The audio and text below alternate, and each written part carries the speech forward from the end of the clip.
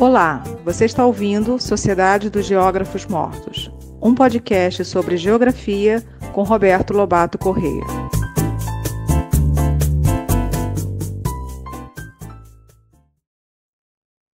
Alô, gente boa! Nós vamos iniciar o nosso sexto e último episódio dessa quinta temporada, que está sendo postada no primeiro semestre de 2025. Depois, só Deus sabe. Ainda que eu não pretenda parar.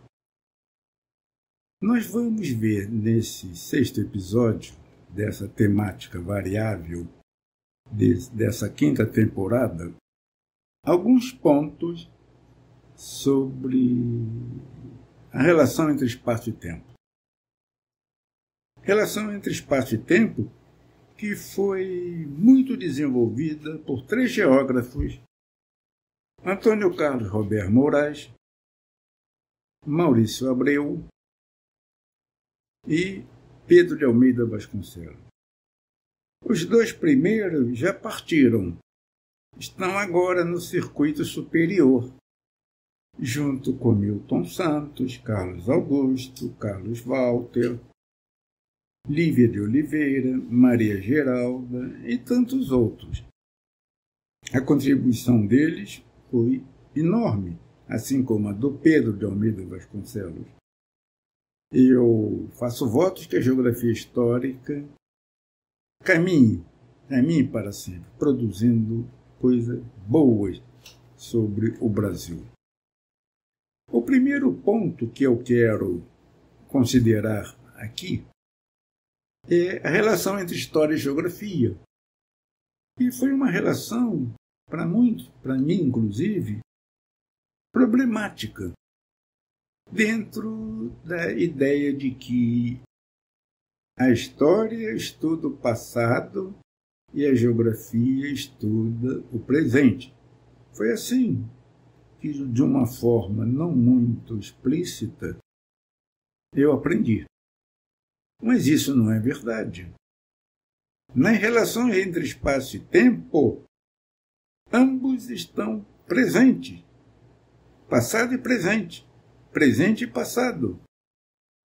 Isto parece ter sido resolvido com esse historiador francês, Marc Bloch, infelizmente assassinado durante a ocupação nazista na França. Marc Bloch dizia que a história não estuda o passado, a história estuda o tempo. E, portanto, a história pode estudar a vida social, política, econômica, intelectual, artística, tanto no presente como no passado, considerando as condições de existência no presente como no passado. Isso é muito bom, porque nesse mesmo tom é possível falar que a geografia estuda o espaço, no presente ou no passado.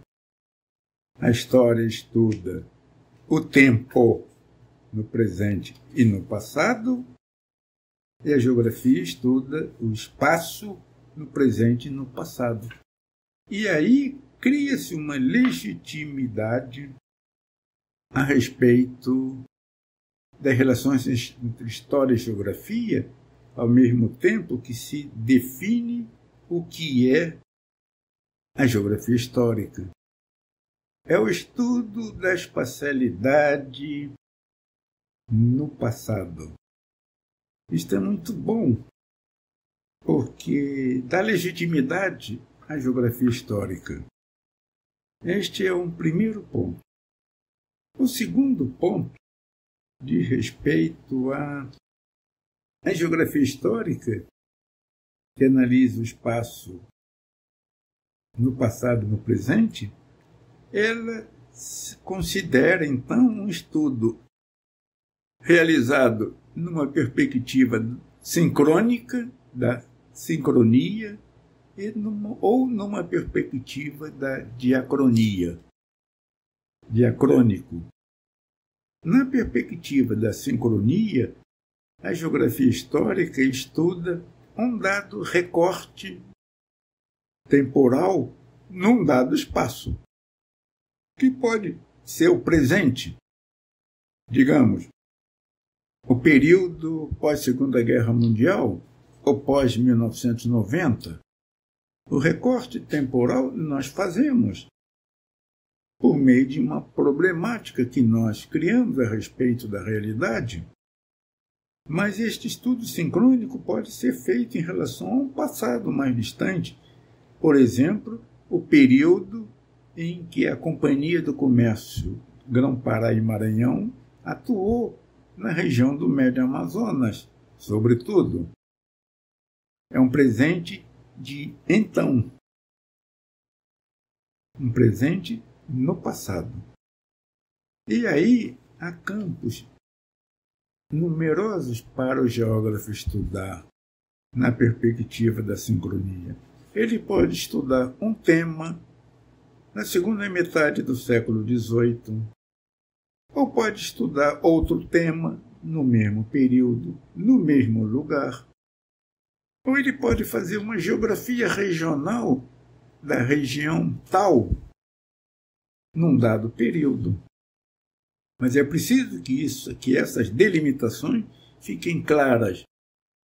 A diacronia significa um estudo que acompanha a trajetória de uma cidade, de uma região, de uma zona, e ela inclui as perspectivas da difusão, a difusão de um processo econômico, a difusão de uma técnica, a difusão de uma moda econômica, política, social, a difusão de uma doença, a difusão de uma crença, a difusão de um partido político, ao longo do tempo, a difusão do povoamento, através das frentes de expansão, ou de diásporas, como a dos gaúchos no Brasil. Mas ela estuda também a periodização, quer dizer, a divisão do tempo espacializado em períodos uniformes internamente. Mas lembrando que cada período resulta de uma combinação específica dos mesmos elementos conceituais. Como os mesmos elementos selecionados se combinam de forma diferenciada, estabelecendo períodos. Lembrando que, para um dado lugar, para uma dada região, há várias possibilidades de periodização, ainda que haja uma grande correlação entre esses períodos. Isso é extremamente importante para nós, para a geografia histórica.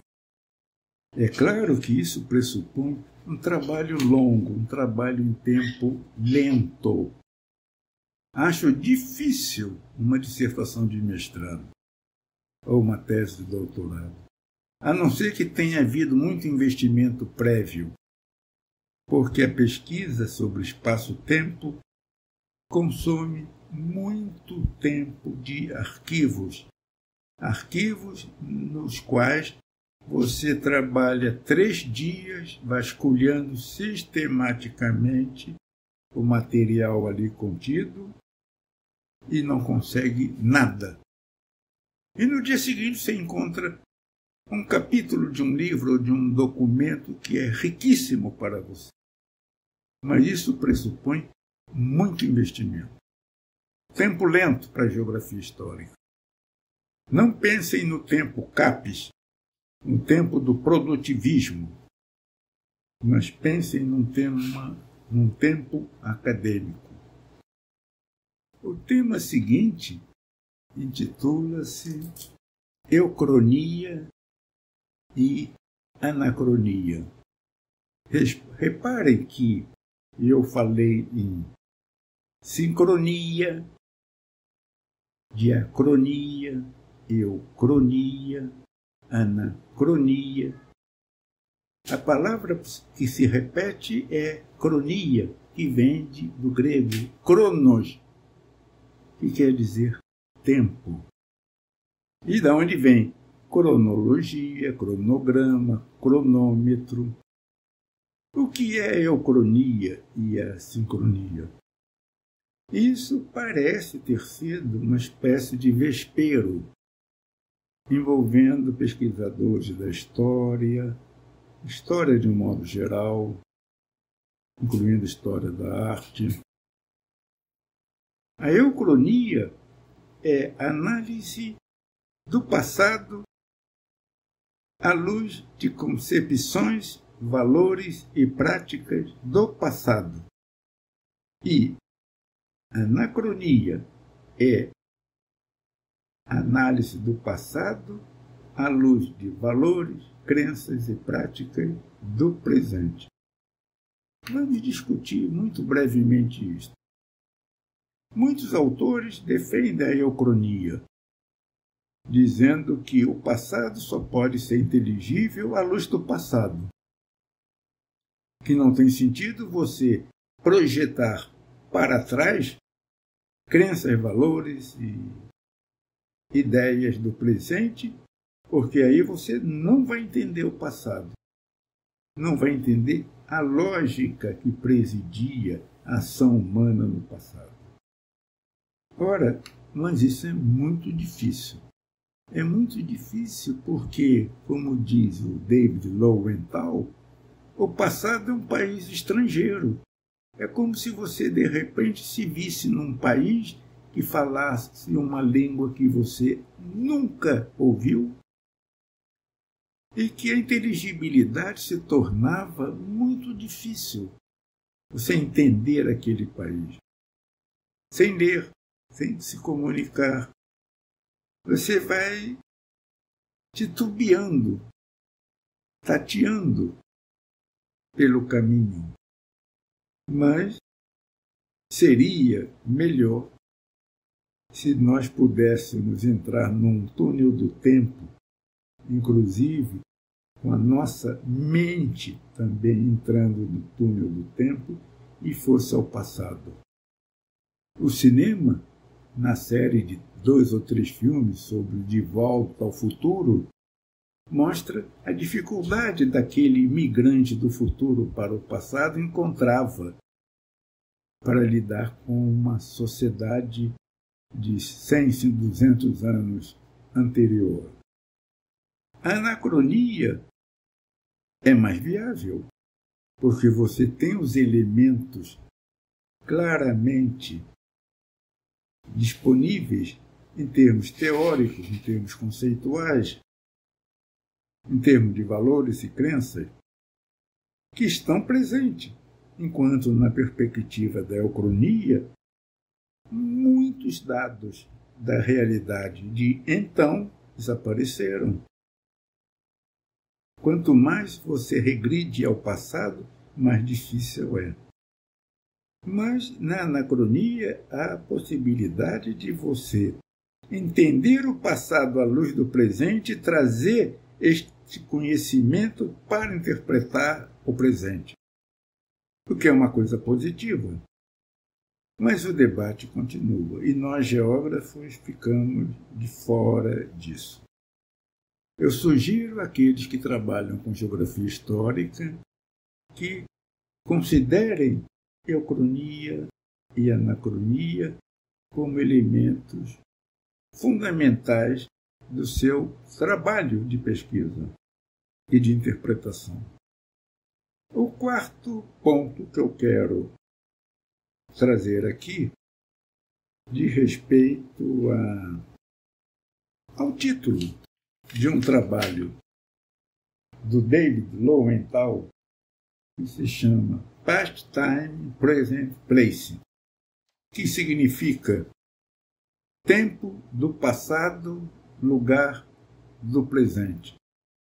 É, portanto, uma relação entre espaço e tempo. Esse texto, com esse nome, por isso eu estou homenageando David Lowenthal, é de 1975. já tem 50 anos. Está publicado na revista americana de Geographical Review, revista geográfica. O David Lowenthal, como se sabe, é talvez o último dos grandes geógrafos, falecido recentemente. Que me desculpem os geógrafos que se dedicam à geografia histórica e que caminham valorizando e enriquecendo a geografia histórica. O que significa past time, present place? Significa que o passado não acabou. Na perspectiva do geógrafo, o passado está presente. Não apenas no comportamento, nos modos de ser, na linguagem, mas presente no uso da terra e na paisagem. Afinal de contas, ninguém constrói uma paisagem, ninguém cria um dado uso da terra, pelo menos no urbano, para durar 50 anos, 100 anos, mesmo com essa loucura capitalista de destruir, construir, que se manifesta, sobretudo, nos países subdesenvolvidos.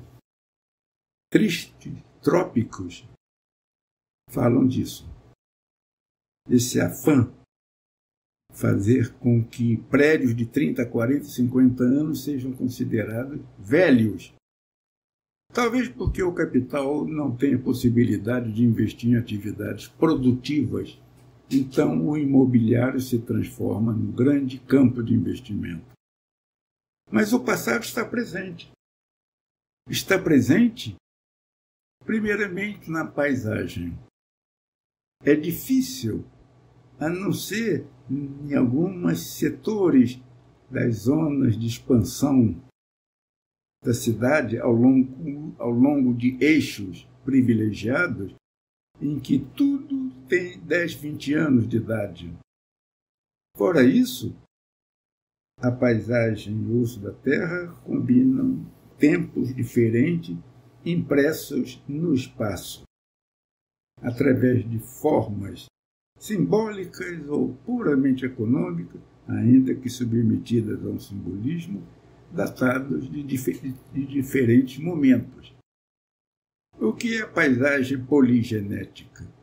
É uma paisagem de múltiplas gêneses, de tempo, agentes, motivação e formas. A paisagem que nos cerca é poligenética. Vejam Copacabana, a paisagem da década de 1950. E olha, já envelhecida, com sinais de deterioração. Tristes trópicos. Porém, além da paisagem, vejamos o uso da terra. Vejamos as atividades que conformam esses usos da terra. Há ruínas, que é a forma última de fazer com que o passado esteja presente. Que o passado esteja no presente. A ruína, muitas vezes transformada em valor simbólico e em mercadoria para fins turísticos. E as formas espaciais e suas atividades que se mantiveram sem alteração por 50, 100, 200 anos. O presente contém formas do passado e atividade que, por uma inércia dinâmica, permaneceram. Mas essa inércia dinâmica nem sempre ocorre. E muitas formas do passado só sobreviveram porque foram refuncionalizadas, ganharam novas funções. A forma é do passado, a função é do presente. Past time, present place, diria o David Lowenthal. E olha, os exemplos são inúmeros. Quantas estações ferroviárias não foram transformadas em centros culturais, em museus ou em shopping center? Quantos cinemas não foram transformados em igrejas? Quantas fábricas têxteis não foram transformadas em shopping center? E muito mais. E eu penso que a refuncionalização será um dos meios que, no mundo socialista de um amanhã que chegará, será um dos meios pelos quais se dará a reorganização do espaço. Porque não é possível destruir tudo e construir tudo de novo. Há outras demandas que o socialismo vai requerer, de forma que o que irá ocorrer será a refuncionalização de formas criadas no capitalismo, mas com funções do socialismo. Um grande hospital para a elite transformado num hospital popular. Um quartel transformado numa escola. Ou num museu, agora das suas bolorentas armas. Quantos conjuntos habitacionais não serão alterados? E muito mais. Não tenho resposta para isso. É mais uma crença, um desejo de que a refuncionalização seja posta em prática pensando numa sociedade melhor. Gente, há muita coisa para se fazer considerando as relações de espaço e tempo. Eu vou parar por aqui, encerrar este episódio, que é breve, e, na verdade, encerrar essa temporada, esperando que possamos prosseguir. Esse prosseguir, para mim, é fundamental. Não é porque isso me estimula a pensar e a viver pensando num futuro melhor a partir de uma bela utopia. Muito obrigado pela atenção de vocês. Fiquem com Deus.